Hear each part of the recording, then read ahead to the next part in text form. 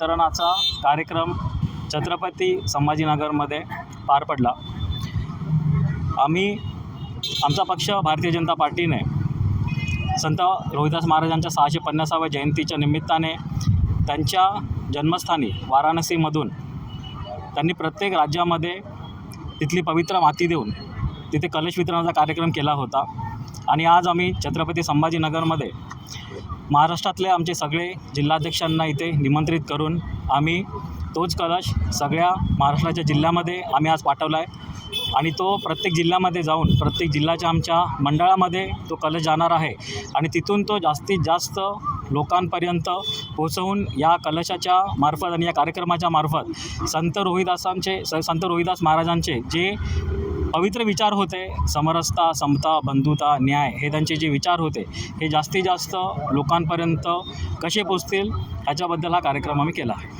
यानिमित्त समाजाला काय आव्हान करतो? यानिमित्त समाजाला सांगेन की संत महाराजांची जी शिकवण होती, समरसता, समानता, बंधुता, न्याय, ही शिकवण 650 वर्षापूर्वी त्यांनी दिली होती आणि आज आपण बघत आहात की डॉक्टर बाबासाहेब आंबेडकरांनी जे आपल्याला संविधान दिलं आहे त्यांनीसुद्धा त्याच्यामध्ये जे स्वातंत्र्य, समता, न्याय हे जे मूल्य घेतलेले आहेत ह्याची पेरणी कुठेतरी संत रविदास महाराजांनी 650व्या वर्षी केली होती आणि मला असं वाटतं की त्यांनी दिलेली शिकवण ही आपण स्वतः आपल्या आचरणात आणली पाहिजे।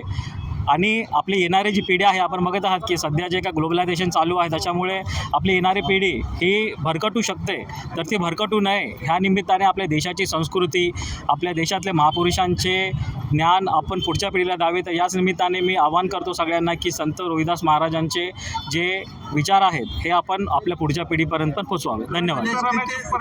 पद्धत काय असणार आणि किती दिवस हे चालणार?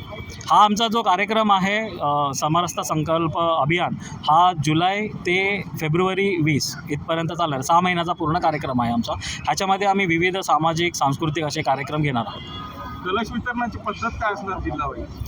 कलश वितरण म्हणजे हा कलश आता आम्ही पूर्ण मंडळापर्यंत घेऊन जाणार आहे।